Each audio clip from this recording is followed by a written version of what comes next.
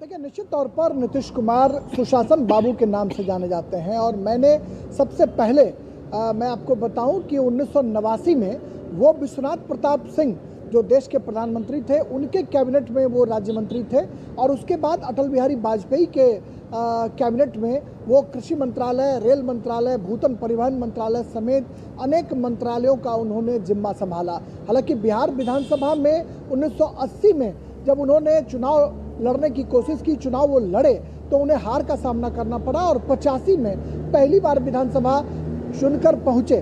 1990 में लालू प्रसाद जब मुख्यमंत्री बिहार के बने थे तो कहा जाता था कि वो शैडो चीफ मिनिस्टर के रूप में लालू प्रसाद के हाथ से हाथ मिलाकर चलने वाले राजनेता थे। लेकिन ये जोड़ी, हम कह सकते हैं कि जेपी आंदोलन से शुरू हुई ये जोड़ी टूट गई और 93-94 में आकर समता पार्टी नीतीश कुमार ने बनाई। पूरे बिहार में 324 सीटों पर वो चुनाव मैदान में लड़े, लेकिन मात्र 5 सीटों पर समता पार्टी को कामयाबी हाथ लगी और उसके बाद ये माना जा रहा था कि नीतीश कुमार का करियर शायद खत्म हो गया। लेकिन नीतीश कुमार समता पार्टी जो है वो फिर एनडीए के साथ जब अटल बिहारी वाजपेयी के नेतृत्व वाली सरकार में वो शामिल होते हैं, एनडीए में शामिल होते हैं और वो धीरे धीरे कारवां उनका बढ़ता जाता है।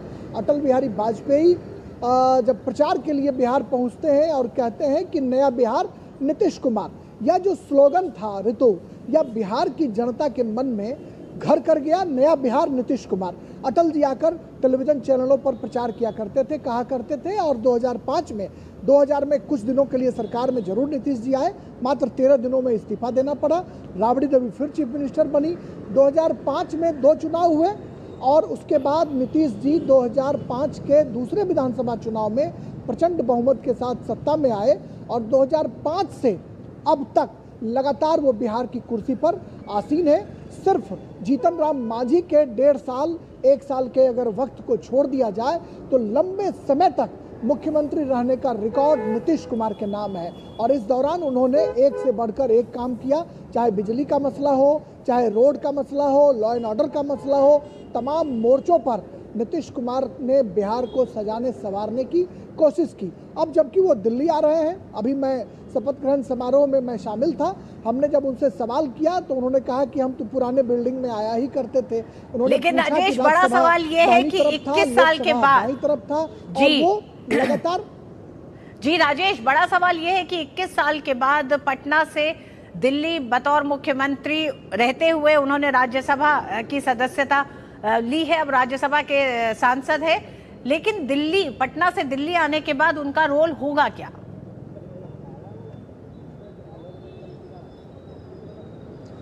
देखिए, उन्होंने कहा कि हम तो दिल्ली में थे ही, हमने देश की सेवा की, फिर बिहार की सेवा करने चले गए और फिर हम दिल्ली आ रहे हैं, हम जाएंगे। अभी आज शाम उनकी वापसी है पटना, उन्होंने कहा हम वहां जाकर छोड़ देंगे और उसके बाद फिर हम यहां आ जाएंगे। यानी उन्होंने स्पष्ट तौर पर ये तो नहीं कहा कि हम मुख्यमंत्री का पद छोड़ देंगे, लेकिन उन्होंने कहा कि यहां ज्वाइन करने के बाद हम पटना जाएंगे, वहां जाकर छोड़ देंगे और फिर हम दिल्ली आएंगे और देश की सेवा में हम जुट जाएंगे। ये सवाल बिल्कुल मौजूद है ऋतु, आपने जो पूछा कि आखिर उनकी भूमिका क्या होगी। ये भूमिका एनडीए को तय करना है कि नीतीश कुमार जैसा लोकसभा, राज्यसभा, विधानसभा और विधान परिषद चारों हाउस का अनुभव रखने वाला एक राजनेता दिल्ली में आकर उनकी क्या भूमिका होगी। वो बिहार के 5वें ऐसे राजनेता भी बन गए हैं जो चारों हाउस के मेंबर हैं। लालू प्रसाद, रामविलास पासवान, माफ कीजिएगा, लालू प्रसाद, नागमणि, उपेंद्र कुशवाहा, सुशील मोदी के बाद 5वां नाम नीतीश कुमार का जुड़ गया है, जो बिहार विधानसभा, विधान परिषद, लोकसभा और राज्यसभा चारों हाउस के वो मेंबर हो गए हैं। तो नीतीश कुमार एक विलक्षण प्रतिभा के धनी व्यक्ति हैं। निश्चित तौर पर एनडीए में उनकी कोई न कोई भूमिका जरूर होगी, संगठन के स्तर पर, सरकार के स्तर पर। लेकिन देखना दिलचस्प होगा कि आज बिहार बीजेपी कोर ग्रुप की बैठक भी होनी है।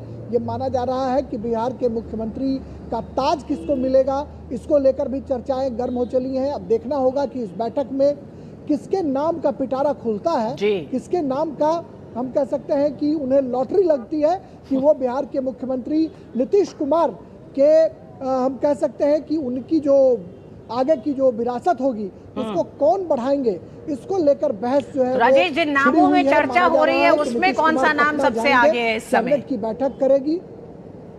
जिन नामों की चर्चा हो रही है मुख्यमंत्री के लिए, उनमें कौन सबसे आगे? मुख्यमंत्री है सम्राट चौधरी।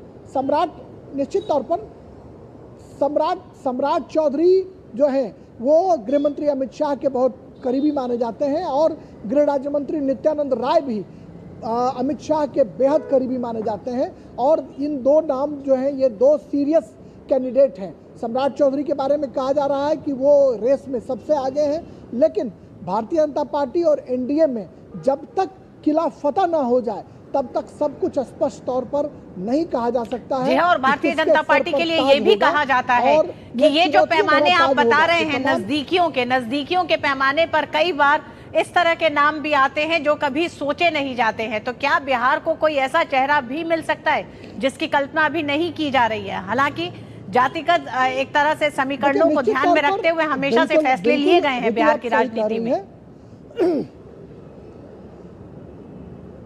देखिए बिल्कुल ऋतु, आप सही कह रहे हैं। उत्तर प्रदेश और बिहार की तासीर लगभग एक जैसी है, लेकिन एक जो बुनियादी अंतर है वो ये कि जातीय गणित और नफा नुकसान की सियासत में बिहार जो है वो ज़्यादा हावी दिखाई पड़ता है। और शायद यही वजह है कि नीतीश कुमार का जो मूल अति पिछड़ा और जो महादलित वोट है, भारतीय जनता पार्टी ये कोशिश कर सकती है कि इन दोनों बिरादरी में से किसी एक बिरादरी के लोग को यह मुख्यमंत्री का ताज दिया जाए, ताकि आने वाले दिनों में नीतीश कुमार का जो वोट है वो वोट बीजेपी में शिफ्ट हो जाए।